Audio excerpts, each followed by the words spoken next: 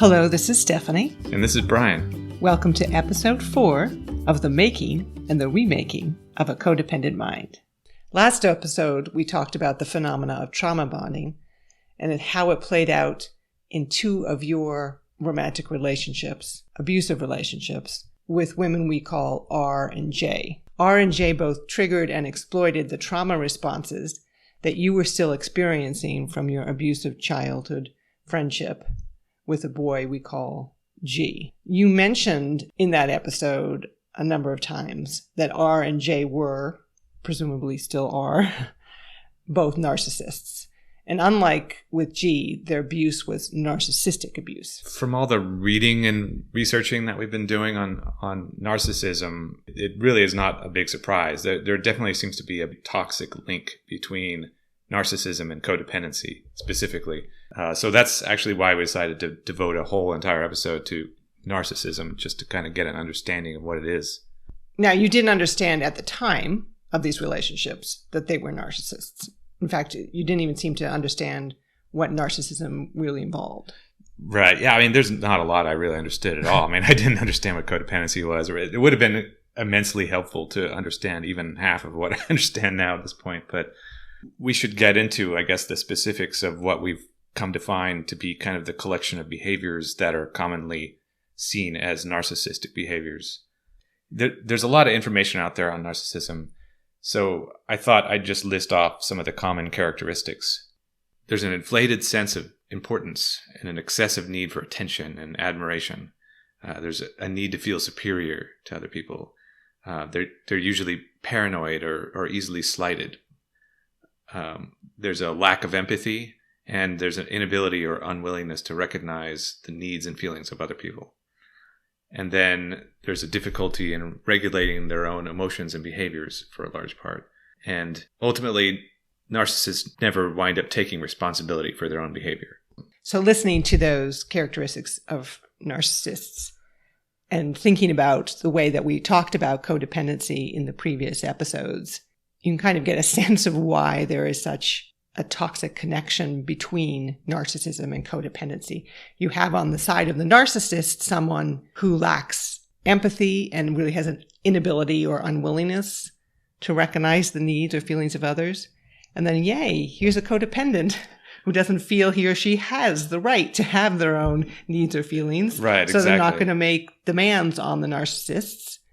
Also, you have on the side of the narcissist difficulty regulating their own emotions and behaviors because they don't feel like they should have to because they're the most important person in the world.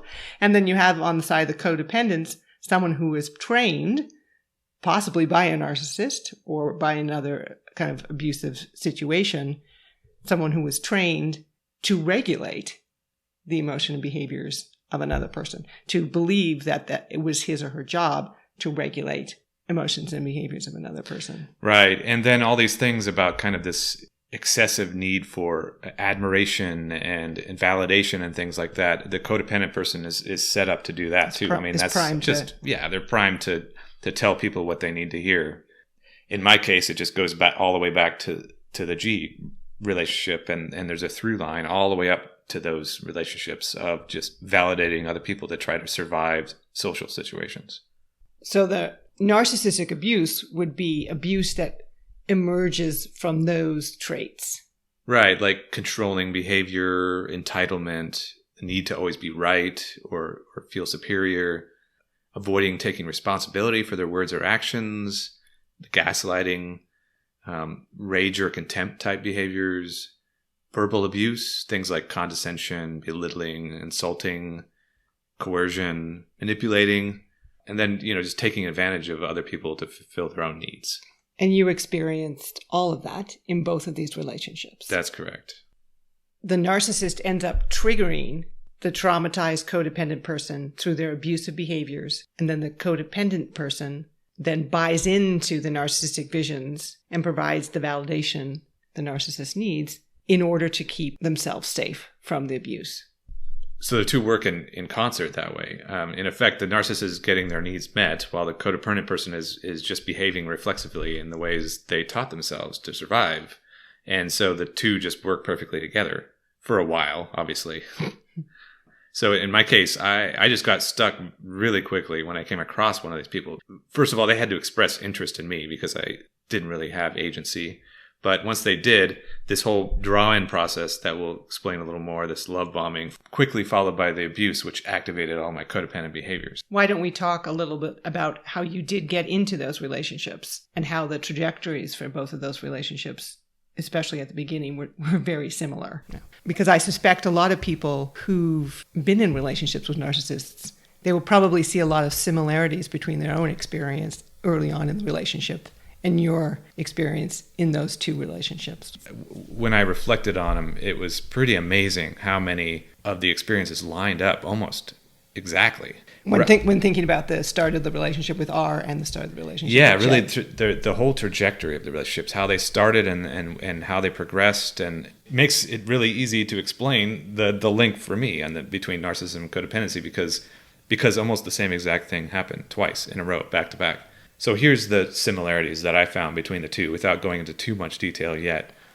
They both started with this love bombing, which we've mentioned before, this extreme words of admiration and, you're so amazing, you're so handsome, you're, blah, blah, blah, that kind of stuff. And started really from almost the first conversation. Yes, exactly. Right from the first conversation, the first day, really, really, really long conversations, daily conversations. It's just kind of this barrage. And then even big relationship discussions happened within the first week with both of these people. Just like, we're talking about our future already and things like that. And so just all this kind of destabilizing attention. Which I had a really hard time, I know we've mentioned this before when we talked about love bombing before, but it's, everybody likes to be admired and it can be confusing to have that kind of love bombing. But for someone that with as low self-esteem that I had, it was especially destabilizing. Mm-hmm.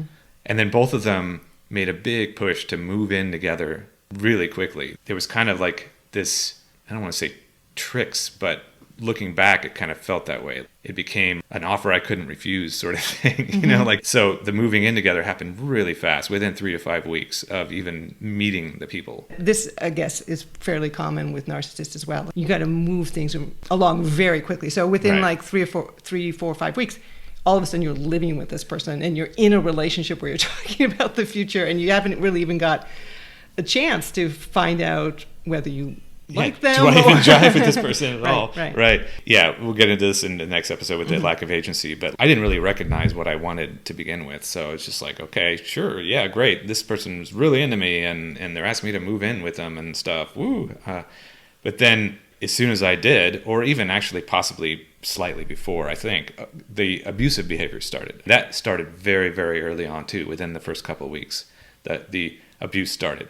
It was almost as if the abuse was these kind of tests, like to see if I, what my boundaries were, or even if I had boundaries, which I didn't, because that's often what codependents lack is boundaries, kind of like we've talked about when we went into codependency.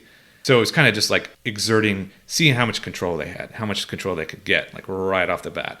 Then also with this whole intermittency thing, like we talked about with the trauma bonding, there was apologies. If I expressed like, wow, whoa, that was, I wouldn't use the word abuse, but that was pretty harsh or something, and I'd try to push back and they would apologize, both of them very at the beginning, very profusely apologize, but then also make excuses. There was some reason that they did it. There's some external reason. And in both of their cases, it was because their jobs were terrible and they were having a hard time handling their jobs. The people at their work were awful. They were out to get them, and their jobs were affecting their physical and mental health.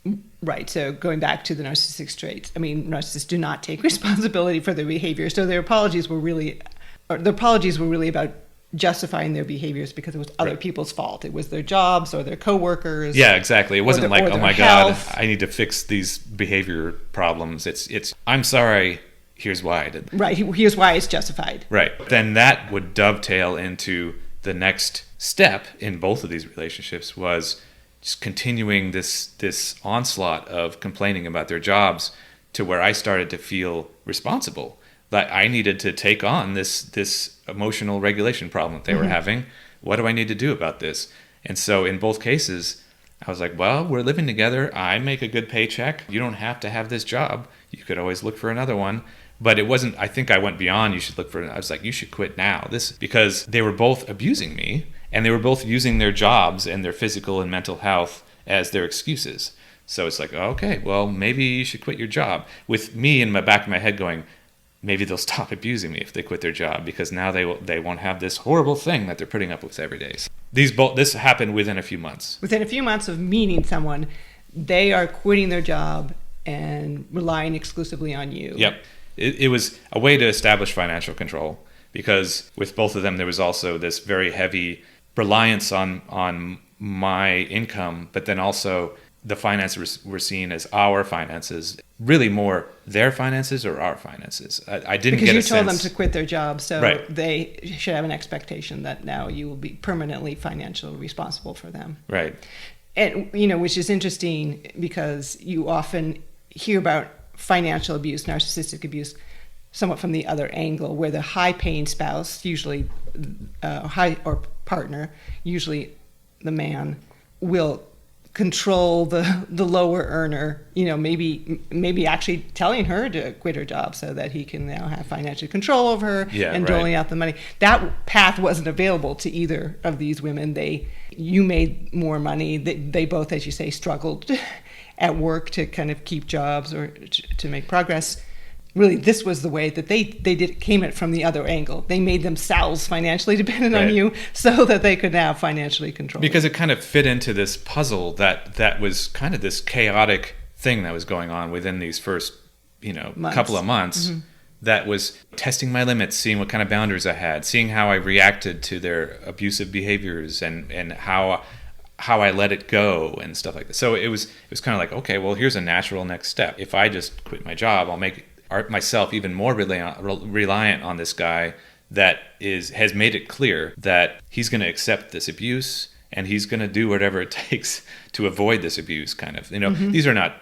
Seems almost like a script. Excessive love bombing, attention, moving things along quickly. As you say, testing your boundaries to see what they can get away with it, such that, again, within 3 months, you're trapped in a living situation with these women and feeling not just financially responsible for them, but feeling responsible for their mental health, for their physical health, for their emotions, and for their behaviors. Exactly, right. Just falling in line very quickly.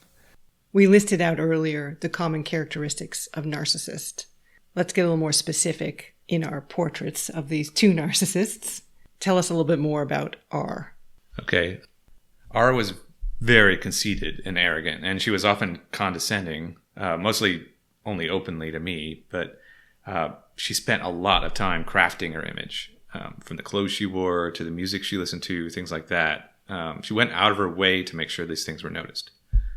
She was bragging about how cool she was all the time and how she would do things before they became popular, and kind of was bragging about her past a lot, like all these crazy, interesting things she had done in her past, and would actually put me down for the fact that I didn't have these interesting things from my past, like was always making this parallel between the two of us.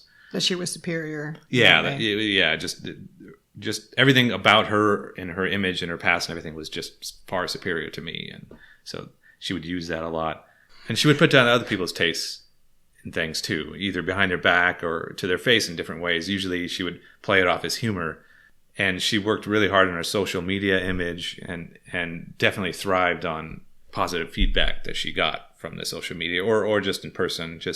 And if she didn't get positive feedback, it was always kind of confusing. Like she would, was clearly hurt by if she didn't receive the level of recognition she thought she deserved. She saw herself as a very intelligent and capable person, and she was certainly resourceful, but much of that was really fragile as far as I could tell. There seemed to be some kind of trauma from her childhood at the core of this behavior. I don't want to speculate too much into this, but she did tell you. She did tell me some things about her past, how she was regularly called stupid and irresponsible by her family and things like that. It seemed like anything that she felt the need to exaggerate about herself were the things she went out of her way to insult me for. So she called me stupid on almost a daily basis in various ways, sometimes just indirectly by like ridiculing or belittling the things that I did or said, and then other times just directly, like flat out just calling me stupid or other names, and often mocked me, it's kind of like the childhood bullies would do, just like kind of just mocking behaviors. And she would try to pass this off as humor also. Like I said with other people, like just she tried to pass her behavior off as humor much of the time, especially if she went too far, but then would wind up just insulting my sense of humor after that. So it would wind up being this kind of double wave of insult. That's a good example of gaslighting, which we've mentioned a couple of times and what we talked about in the last episode. I'll just explain it again in case people are unfamiliar with that term. It actually comes from a very old movie, I can't remember who starred in it, where a husband was trying to drive his wife crazy. And the methodology he took was to go up into the attic. Their home was lit by gas lamps. So he'd go up in the attic and he would every day turn down the gas lights in very small amounts. And when his wife would start to notice this and comment on it, that it was getting darker, he would say, "No, what are you talking about? It's not getting darker. It must be your eyesight. You must be seeing things." So the process of gaslighting, again, is not just to lie to the person, deceive the person, is to destabilize the other person and make them think that their version of reality is not correct, that they have no grasp on reality. So R would insult you, and when you would call her out on that as saying something unkind or abusive or hurtful, she would try to substitute that actual reality with her reality, which was like, no, it's just you don't have a sense of humor. You're the problem in this equation. And then, so the next time she says something hurtful or insulting, you check yourself a little bit, like, oh, maybe she's just being funny and I'm just being too sensitive. You start to doubt yourself, which is the point of gaslighting. You doubt yourself and your own sense of reality. And you've described R as a successful narcissist in that she did have a wide circle of friends who would validate her version of herself and her version of your relationship and her version of reality. So that made the gaslighting even more effective. Well, that and the fact that the majority of her abuse was hidden from others too. So it was kind of in the privacy of our own home most of the time. So, for example, we'd be in social settings and she'd have kind of like code word ways of insulting me that she knew others wouldn't catch on to. Like, say, saying the word vulture because of my posture or something like that. She would just say vulture and look at me like that. And so it was, obviously she knew this was not good behavior, so she was hiding it from other people. But then also kind of, I could tell she was rating my performance the whole time we were like in these social settings. So as soon as we were back behind closed doors, then she can let loose and let out all the abusive language that she had wanting to be used the whole time. Once we were in a private setting, the insults were about absolutely everything. It wasn't just like calling me stupid. It was the way she insulted the way I dressed, the way I walked, the way I talked, the way I breathed, the way I ate my food. She body shamed me. It was pretty much every aspect of myself, my body, my personality, the way I presented myself. Everything was insulted and undermined. And that went into the gaslighting because I started to believe these things about myself. She seemed to only see me as an extension of herself is what I came to find. Which is really the issue of boundaries. Narcissists have no boundaries on the other way, in the sense that everyone is resourced to them. Yeah, right. And you, kind of trapped in codependent behaviors, had no boundary against that as well. She also took several actions that amounted to financial abuse. Like what we said earlier on about how she quit her job early on. And then from there forward, it was just kind of this sporadic part-time jobs. It was always kind of just, I was allowing her to explore different personalities and different ways of being interesting, But as you said, she dictated everything you did with your money. Yeah, she was promoting this kind of extreme recklessness and irresponsibility when it came to our finances. And I never felt as though really I had a say in any of this. And to what end was the spending directed? At the root of it, she wanted and felt entitled to really a unique and exciting life. And she was expecting me to provide that, either financially or some other resources. So we ran up a huge amount of credit card debt and lived from paycheck to paycheck for that entire relationship because of that. We were always spending beyond our means. You used the word fragile earlier to describe R's sense of her own self-worth. I think that's a good word to use in reference to narcissists, because even though they can come off as extremely confident, that confidence rests on extremely shaky internal grounds. It's almost wholly dependent on external validation. Yes, R was constantly looking for ways to make herself seem more interesting or exciting, and she needed a partner that was not only a perfect reflection of that image that she was trying to push of herself, but also one that could help provide things she thought she needed and was entitled to when it came to making her life look more interesting and exciting to other people. So when that person was unable to provide these things at any given moment, that's when she lashed out with the abusive behaviors. And that person, unfortunately, for 8 some years, was you. Yes, I was always on alert for potential abuse, and I was in a permanent triggered state the entire time. It sounds like a replay of the G relationship. The behaviors that you developed to survive the G relationship as a young child, those were taking on responsibility for others' emotions and needs, the one-sided caretaking, the people-pleasing, the no boundaries. Those were all activated in your relationship with R, and then the trauma that you were already living with was extended. Yeah, and I think it actually became more severe as a result of that relationship. And it left you vulnerable to another narcissist. Yeah. So let's hear a portrait of that, of Jay's narcissism. So Jay had many of the same sorts of traits, obviously, but was far less successful at getting other people to actually buy into those images than R was. That is, she didn't have nearly as many friends, and she actually rubbed a lot of people the wrong way. She had this kind of bizarre way of presenting herself, especially online. Most of the time she was trying to put herself out there online. She exaggerated her interests, like R too, but in such extreme ways that I think it was pretty obvious to the average person that she was insincere or even just looking for attention.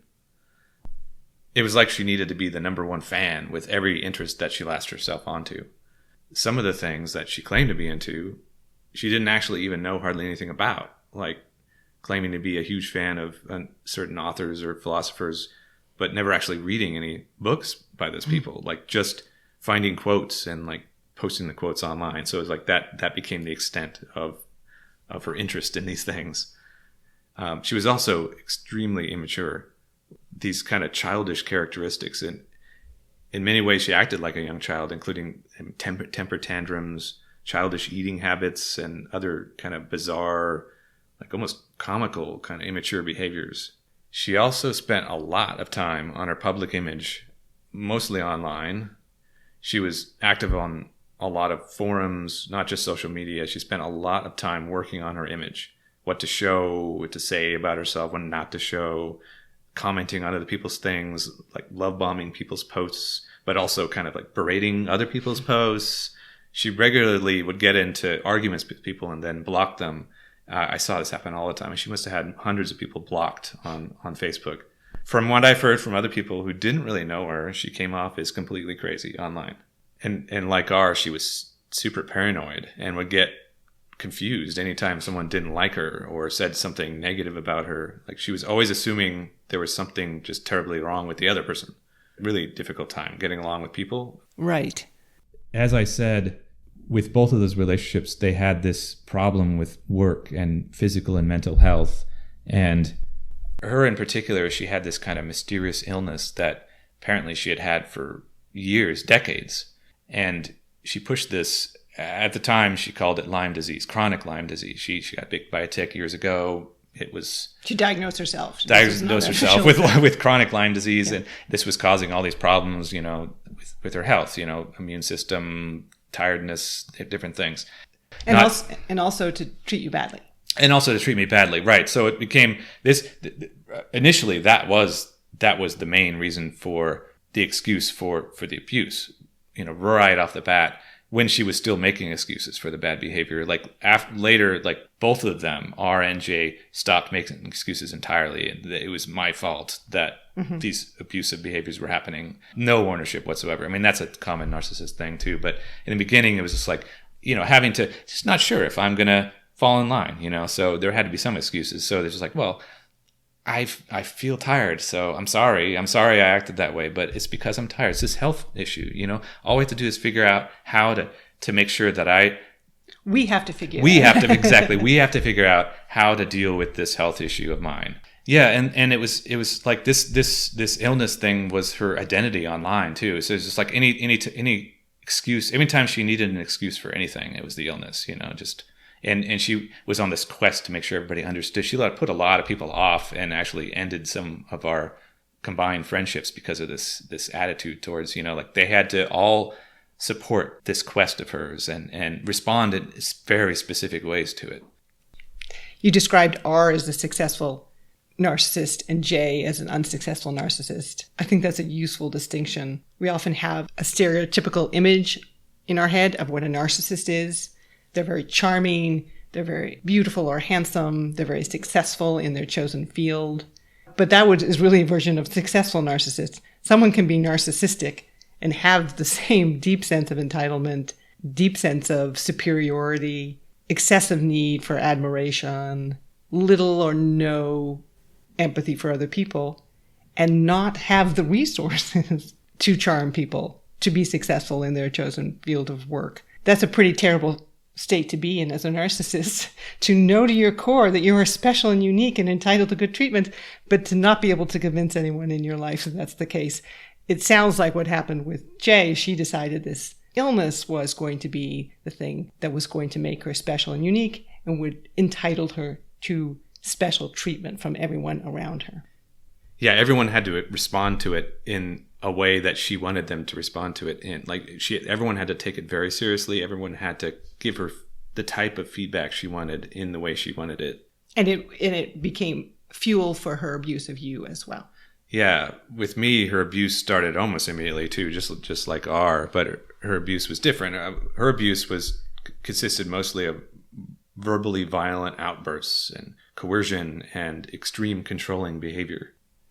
She saw that I would get very afraid and shrink down and freeze in these moments. And I came to find that was really the only way to get out of these. I tried the flight. She would follow me. I tried fawn, tried to talk her down. It wouldn't work. So it would just be freeze. I'd sit there, take it, and then wait for it to end. And in the screaming would be anger, shaming, belittling. Right. The goal being control. Exactly. If you in any way violated her control, you would be met with anger and shame and belittling. When I think back on the source of a lot of these extreme outbursts, it often was that somehow I mistook something she said or didn't follow something she said or get something correct from what she said or missed a detail of something she said. But part of the problem here was, first of all, she was a big verbal diarrhea person. She talked and talked and talked and talked and talked.